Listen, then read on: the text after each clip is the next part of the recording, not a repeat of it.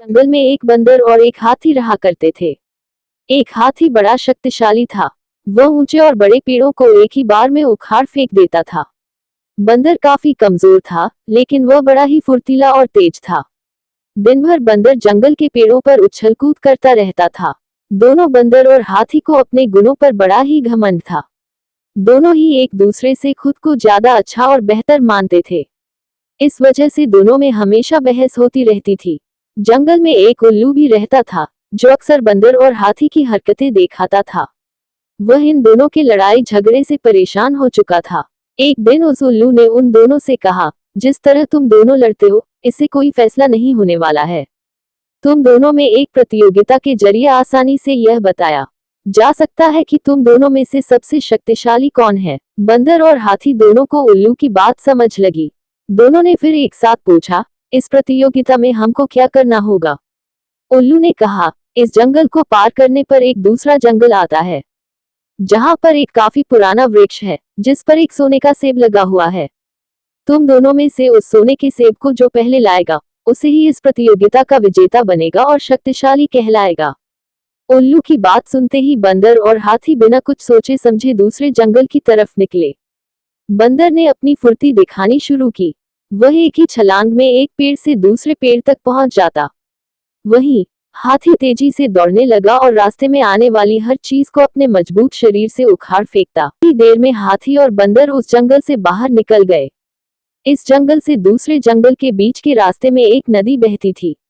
उसे पार करने के बाद ही दूसरे जंगल में पहुंचा जा सकता था। बंदर ने फिर से फुर्ती दिखाई और वह नदी में कूद गया, लेकिन पानी की लहर काफी तेज थी, तो बंदर नदी में बहने लगा। बंदर को नदी में बहते हुए देखकर हाथी ने तुरंत अपनी सूंड से उसे पकड़कर पानी के बाहर निकाल दिया। हाथी के इस व्यवहार को देखकर बंदर काफी हैरान हुआ। उसने हाथी को अपनी जान बचाने के लिए धन्यवाद कहा और अपनी हार मानते हुए हाथी को ही आगे का सफर तय करने के लिए कहा। बंदर की इस बात को सुनकर हाथी ने कहा, मैं नदी पार कर सकता हूँ, तुम मेरी पीठ पर बैठकर इसे पार कर लो। बंदर हाथी की बात मान गया और वह हाथी की पीठ पर बैठ गया। इस तरह दोनों ने नदी पार कर ली और दूसरे जंगल में पहुंच गए। फिर दोनों ने मिलकर सोने के लगे हुए सेब वाले पेड़ को भी खोज निकाला। सबसे पहले हाथी ने अपनी अपनी सूंड से उस पेड़ को गिराना चाहा, लेकिन वह पेड़ काफी मजबूत था। हाथी के प्रहार से वो पेड़ नहीं गिरा। फिर हाथी ने निराश होकर कहा, मैं अब ये सेब नहीं तोड़ सकता हूँ। बंदर बोला, चलो मैं भी एक बार कोशिश करके देखता हूँ। बंदर फुर्ती से उस पेड़ पर चलने लगा और उस डाली पर पहुंच गया जहां पर सोने का सेब लगा हुआ था। उसने वह सेब तोड़ लिया और पेड़ के नीचे उतर गया। इसके बाद दोनों वापस नदी पार करके अपने जंगल लौट आए और उल्लू को वह सोने का सेब दे दिया।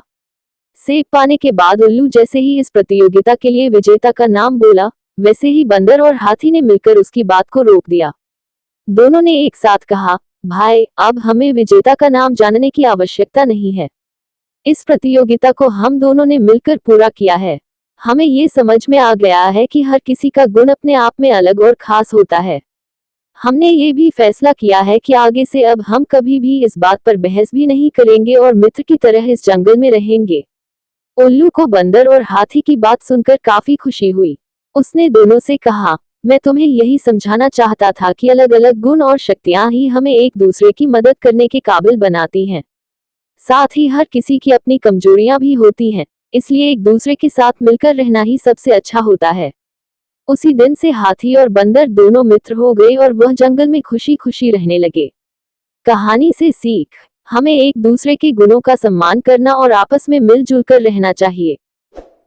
Please subscribe Tuntun Kids TV.